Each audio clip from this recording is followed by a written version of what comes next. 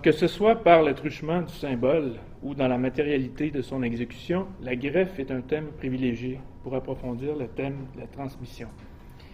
Surtout quand la chirurgie implique plus d'un organisme, comme dans l'allogreffe par exemple, qui exige le transfert de tissus ou d'organes d'un corps à un autre, ou comme, encore plus, la xénogreffe, quand le donneur et le receveur appartiennent à des espèces biologiques différentes. Il y a tout lieu alors de se demander ce qui passe grâce à la chirurgie. Et on se l'est souvent demandé. On pourrait même soutenir qu'un des sous-thèmes les plus fréquents dans les fictions sur le thème de la greffe, c'est ce qu'on a parfois appelé la mémoire cellulaire, une théorie selon laquelle les cellules renfermeraient des traces de la personnalité et des goûts du propriétaire originel de ce qui a été greffé, ce qui représenterait une sorte de transmission. Or, les scientifiques ne reconnaissent pas la validité de la mémoire cellulaire, et en fouillant pour en connaître un peu plus sur les partisans de cette théorie, on croise surtout des références mystiques et ésotériques par les mots et les images, comme on peut le voir ici, qui ne sont pas tellement convaincantes. Mais si elle ne satisfait pas du point de vue scientifique, c'est quand même une pseudo-science qui continue à alimenter les auteurs de fiction. On peut le comprendre assez facilement, au fond, elle génère des conflits psychologiques assez considérables en transformant le corps d'un individu donné en un champ de bataille entre le même et l'autre. Et le phénomène a donc fait son chemin dans bien des fictions littéraires et cinématographiques, y compris dans Noggin, qui est celle que j'approfondirai aujourd'hui, mais aussi dans le roman Les Mains d'Orlac de Maurice Renard, entre autres, qui a été adapté plusieurs fois au cinéma. On voit ici l'adaptation dans l'expressionnisme allemand, mais qui a influencé aussi beaucoup d'autres œuvres de loin. Donc, il vaut la peine de parler de cette notion-là ici parce que les spéculations autour d'une possible mémoire cellulaire ont presque tout à voir avec la transmission possible d'une nature ou d'une personnalité d'un individu à un autre. Et elles ont été amplifiées ces derniers temps par un type de greffe qui fait passablement jaser depuis 2013, celui de la greffe de tête ou de corps. Il y a des disputes terminologiques là-dessus, parce qu'au sens strict, c'est la tête vivante qui reçoit un nouveau corps, au fond, et non le contraire. Mais greffe de tête garde sa force, et moi-même je l'utilise sans aucun scrupule. Donc cette greffe hypothétique qui est promise d'ici la fin 2017, c'est un vrai projet, a souvent investi les fictions depuis quelques années, dont le roman pour adolescents Noggin de John Corey Whaley que je vais aborder aujourd'hui. Donc, opérant en 2014, soit à peu près un an après que le projet d'une greffe de tête a commencé à faire parler de lui.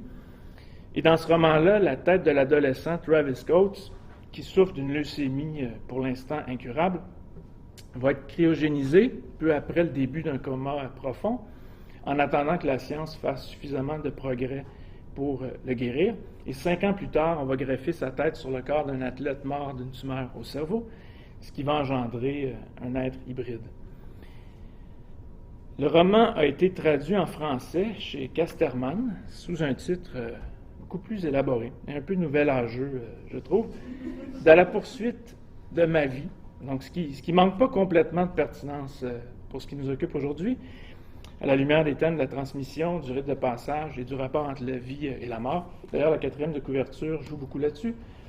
Il dit « Listen, I was alive once and then I wasn't. Now I'm alive again. Simple as that. » Puis il dit à la fin « Oh well, you only live twice. » Donc, on n'est pas dans le YOLO habituel.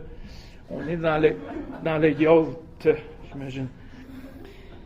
Donc, je vais revenir plus loin sur ces thèmes-là, mais on peut traduire plus littéralement le titre original par un terme plus familier, caboche.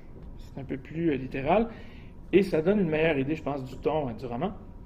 Parce que dès le titre, le ton est donné, même si le livre traite de vie, de mort et d'expérience limite, on comprend que l'auteur préconisera une approche axée sur l'humour, comme pour mieux s'adapter à la jeunesse de son public cible. Et l'illustration de couverture de l'édition originale en offre une autre preuve, au fond, parce que ce qu'on voit, c'est une figurine qui est construite de 2 parties dissemblables, une manière d'anticiper l'hybride que va devenir le personnage principal dans le roman. Bien que le thème de la greffe d'une tête humaine paraisse étrange et invraisemblable, il a été emprunté, comme je le suggérais tantôt, à l'actualité scientifique. Donc le roman a été publié dans la foulée des premières spéculations entourant le projet d'une greffe de tête humaine, développé au premier chef par le neurochirurgien italien Sergio Canavero, qu'on voit ici. Donc, le premier article de Canavero concernant le projet a paru en 2013 et a généré des commentaires aussi nombreux que variés, qu'il s'agisse d'articles scientifiques, de comptes rendus volontiers sensationnalistes, notamment dans les tabloïds. J'ai lu à peu près tout ce qui s'est fait là-dessus, puis énormément de textes dans le Daily Mail, ce genre de tabloïds-là, et dans des fictions aussi. C'est ça qui m'intéresse aujourd'hui, et en général aussi. Et tandis que le roman Corps désirable de Hubert Haddad, dont vous avez peut-être entendu parler, qui est paru en 2015, donc 1 an après Noggin et 2 ans après le début des spéculations sur le projet d'une greffe de tête, allait coller d'encore plus près à l'actualité scientifique, puisque dans ce roman-là, qui porte sur une greffe de tête, son personnage de scientifique s'appelle Cadavero, qui est quand même une petite allusion sarcastique au vrai chirurgien et au rapport avec les cadavres et avec la mort. Donc ça, c'est un rapport, si vous voulez voir une version romancée, romanesque du projet d'une greffe de tête humaine, ce serait ma première recommandation. Mais 1 an avant, Noggin a amorcé à sa manière le commerce fructueux entre la science expérimentale et la littérature, autour du thème de la greffe d'une tête humaine. Et j'aimerais donc dire en ouverture que la transmission se joue aussi sur ce plan. Dans le roman, la littérature devient d'une certaine façon intermédiaire ou médiatrice, étant un pont entre la recherche scientifique contemporaine et le jeune public, mais c'est sûr que c'est un pont qui bifurque volontiers. Le roman n'a pas la prétention de résumer tous les enjeux qui entourent le projet scientifique, l'ayant inspiré, puis il prend au contraire toute la liberté permise par la fiction. Tous les raccourcis aussi, je pense surtout à la greffe elle-même, au suivi médical après la greffe, qui est décrit d'une manière très sommaire. Il n'y a presque pas d'informations là-dessus. Mais c'est tout à fait correct. Ça fait partie de la liberté de la fiction. Donc, en voilà assez pour l'arrière-plan scientifique du roman. Il faut maintenant passer sous le bistouri, si vous le voulez bien. Donc, mais sans avoir subi une anesthésie générale quand même, parce qu'avant de parler de la greffe à proprement parler, il faut dire quelques mots sur le coma qui est vécu par le personnage principal avant la décapitation, si je peux le dire comme ça, puis la chirurgie. Une étape obligatoire dans la fiction comme dans le réel. Puis des fois, je vais prendre des images parce qu'il y a une espèce de bande-annonce qui a été tournée autour de l'apparition du livre. Donc, les images, dans les prochaines minutes, sont tirées de ça. Donc, c'est une étape qui est obligatoire dans la fiction comme dans le réel, et incidemment, mais c'est peut-être pas si surprenant que ça, au fond, le docteur Canavero a lui-même été un spécialiste des comas avant d'investir toutes ses énergies dans le projet d'une greffe de tête. Donc, le coma, c'est une étape qui est obligatoire. Celui de Travis Coates, dans Noggin, va durer 5 ans. Et à première vue, le coma paraît interrompre toute possibilité de transmission en plongeant le protagoniste dans une sorte d'immobilité. C'est une remise à plus tard, dont l'auteur accentue la dimension scientifique dans l'intrigue. Donc, on provoque un coma dans le livre pour éviter la mort de Travis, bien sûr, mais aussi parce qu'il fallait attendre que la science effectue assez de progrès pour assurer le succès de la chirurgie tant espérée. Donc, c'est pour ça qu'on provoque ce coma-là. 5 ans pendant lesquels la science peut suivre la marche en avant du progrès, mais pendant lesquels rien ne semble se produire, pour Travis Coates. Or, l'espace soi-disant neutre du coma ne l'est peut-être pas complètement. Donc, on peut plutôt établir un parallèle avec le stade liminaire du rite de passage, tel qu'il a été étudié notamment par Anand van Gennep, on en a parlé hier, et par Victor Turner aussi. Donc, c'est un entre-deux qui, loin de se réduire au néant, prépare le terrain pour ce qui est à venir. Et le rite de passage, tel qu'il est compris par Van Gennep, implique une certaine rupture, donc une rupture d'état, voire de temps différent, mais il permet aux passants d'apprivoiser les séparations successives dans un parcours jalonné d'étapes. Et le coma liminaire de Travis Coates dans Noggin est une étape déterminante pour ce qui nous occupe. Il se situe au seuil de la transformation décisive qui va être occasionnée par la chirurgie.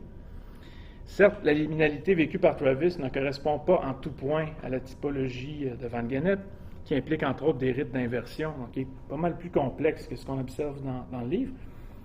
Mais il est également question d'une mise en marge dans Noggin, qui est très importante, une sorte d'écart régénérateur, d'une certaine façon. Un entre-deux qui est à la fois spatial et temporel, pendant lequel Travis n'est ni mort, ni encore vivant. Dans le fond, la 4e de couverture fait un peu allusion à ça, où il est un peu à cheval entre les deux états. Et on y note aussi une dissolution de l'identité, une désagrégation au sens où l'entendait Turner, Et c'est clair que la dimension identitaire, dans tout récit sur la greffe, est absolument fondamentale, et c'est le cas dans ce roman-là aussi. Donc, si le coma a la double particularité d'interrompre une trajectoire et de la rendre possible, et d'ainsi soulever plusieurs interrogations de nature identitaire, c'est un moment liminaire qui prépare le passage entre deux états. La greffe, à son tour, multiplie les enjeux soulevés par la transmission, surtout la greffe d'une tête. Parce que, on peut dire que les organes greffés ne se valent pas tous quand on s'interroge sur le double thème de la transmission et de l'identité. Dans l'histoire des fictions sur la greffe, il y a deux types de chirurgie qui se distinguent clairement des autres.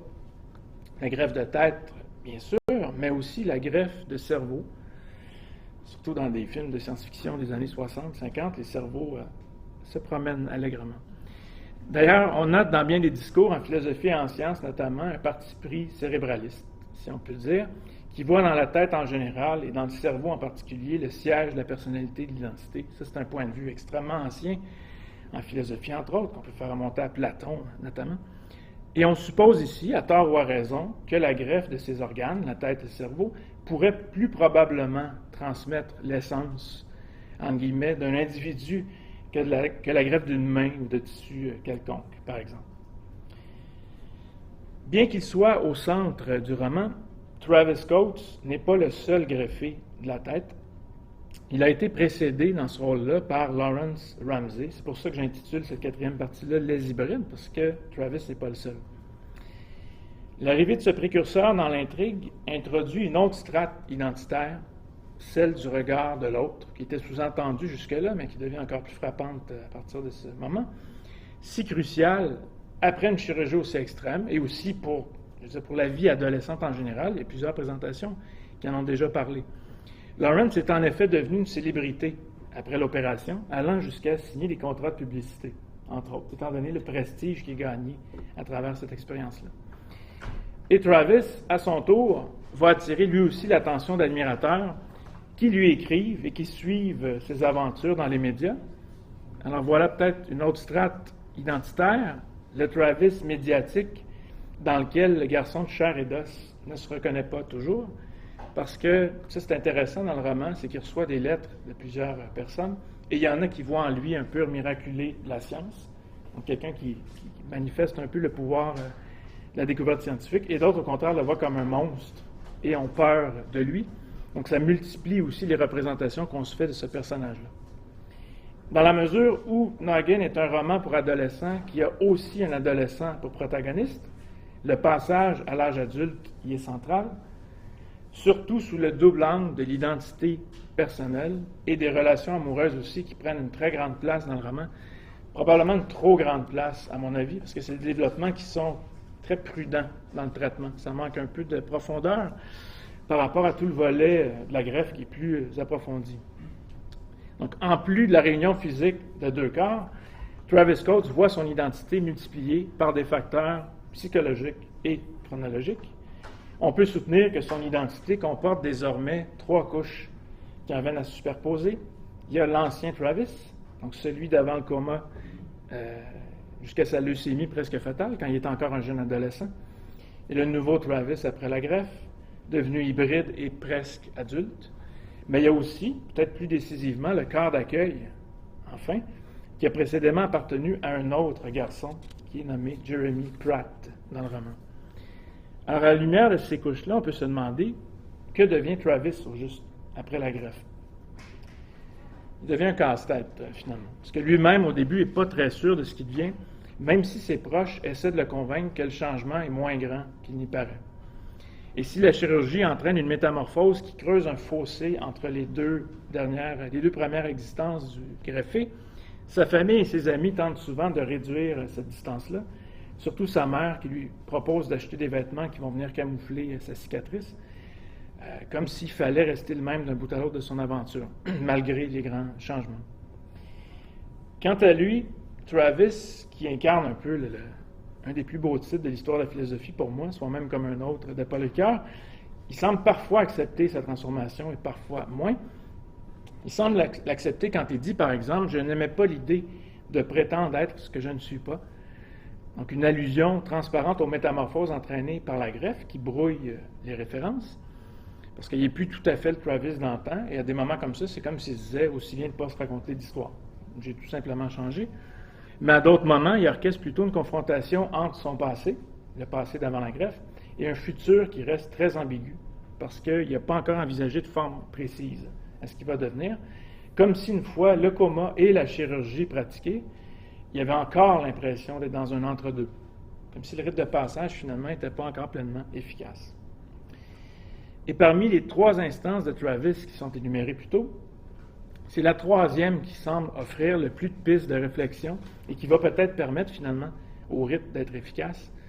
Donc, Jeremy Pratt, le propriétaire originel de son nouveau corps. Et au détour d'une activité inoffensive, Travis découvre en effet qu'il a hérité du talent sportif de Jeremy. C'est un motif très classique dans l'histoire de fiction sur la greffe. J'ai parlé plutôt de mémoire cellulaire, mais on pourrait le qualifier aussi de greffon rebelle. C'est ma petite expression que j'ai reprise, parce qu'on trouve plusieurs œuvres dans lesquelles le greffé a l'impression que son greffon agit malgré lui, ou sous l'impulsion d'un premier propriétaire. Puis une des expressions cinématographiques les plus intéressantes à mes yeux, c'est dans le film Body Parts, qui est paru en 1991, quand, c'est un criminel dont on greffe les organes à différentes personnes, et on greffe entre autres un bras à un psychiatre et un bras à un artiste, peintre. Et ensuite, c'est pas le cœur du film, mais on suit notamment l'effet de la greffe sur ces 2 personnes-là, à tempéraments différents. Et on sent que l'impact n'est pas le même, mais qu'on ne transporte pas tout à fait les mêmes éléments à travers la chirurgie. Et c'est un motif intéressant parce que ça se prête quand même à plusieurs grilles de lecture. Les histoires concernées se rapprochent des thèmes du double et de la possession, 2 types d'intrigues particulièrement riches en ce qui a trait au questionnement identitaire. Pour l'expliquer, je n'approfondirai pas toutes les approches potentielles, juste revenir rapidement sur une. Il y a des gens, dont l'historienne de l'art Alison Landsberg, qui l'analysent grâce au concept de mémoire prothétique, au sens de prothèse, quand on fait l'expérience de souvenirs et d'impressions qui ne sont pas issus de notre expérience vécue à nous et qui sont donc greffés en quelque sorte. Donc, à bien des égards, on peut aussi parler ici d'une forme de transmission. C'est pour ça que je les mentionne, parce qu'il y a en effet quelque chose qui passe, pour ainsi dire, ou qui est communiqué par l'intermédiaire de la greffe. Et le motif du greffon rebelle dont je viens de parler apparaît généralement dans des films ou des romans d'horreur, de science-fiction et de fantastique. Et les cas les plus fréquents impliquent des organes ayant appartenu à des criminels, c'est un autre motif absolument récurrent, comme pour mieux orchestrer le combat entre le bien et le mal à l'intérieur d'une même personne.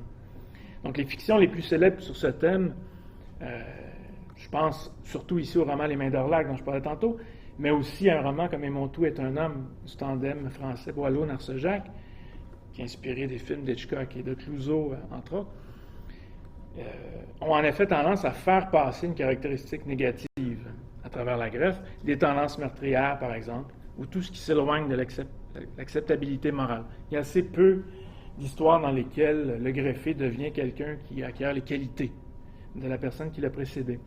Mais dans Noggin, par contre, on se dirige un peu vers ce modèle-là parce que la transmission par la greffe concerne un talent, donc un bienfait, et non une charge lourde à porter. Peut-être en partie parce que c'est un roman pour adolescents, parce que les adolescents aussi ont d'autres charges à porter, sans parler d'une greffe spectaculaire comme celle-là. Et aussi, ça sous-entend que la transmission positive prépare le terrain pour un rite de passage peut-être plus efficace, plus complet et assumé, finalement. Et si les thèmes de l'initiation et de la transmission sont présents en filigrane tout au long du livre, à travers le comment, la greffe, mais aussi juste le parcours du personnage, c'est un épisode de sa dernière portion qui accentue le mieux, à mon avis, le caractère initiatique du roman, et il souligne aussi l'importance des corps qui participent à cette expérience-là. Et je vais terminer en l'abordant avec vous. Donc, Travis et ses amis vont au cimetière, encore question du rapport entre vie et mort quand on parle de greffe, ils vont au cimetière pour disperser les cendres du premier corps de Travis sur la tombe de Jeremy. Et Travis prononce alors ces mots significatifs. Il dit « Tu m'as donné ton corps, maintenant nous te donnons le mien ». C'est une transaction corporelle qui est très ritualisée, on le voit dans les termes déjà, mais dans la séquence au complet, elle montre bien, avec des accents presque religieux. Et quand la mère de Jeremy va surprendre la cérémonie par hasard, elle va observer la cicatrice au cou de Travis et elle va lui demander de tenir la main de Julie. qui est la petite sœur de Jeremy. Et Travis, à ce moment-là, a l'impression d'être Jeremy, de devenir cette personne-là et de reconnaître sa véritable petite sœur, comme s'il changeait soudainement d'identité à travers cette... Puis un côté qui est un peu télégraphié aussi. Disons que c'est pas très subtil, mais c'est quand même un aspect qui est très ritualisé. Et c'est une scène, à mon avis, qui illustre bien la présence du rite de passage et de la transmission dans le roman, tout en soulignant aussi l'importance de telles expériences pour ceux et celles qui les vivent. C'est qu'en plus d'apporter un nouveau contenu, la transmission permet à bien des égards de combler un manque. Et dans la majeure partie de Noggin, comme dans bien des fictions sur la greffe, le protagoniste est lancé dans une quête concernant son corps et son identité. C'est vraiment souvent des fictions en forme d'enquête.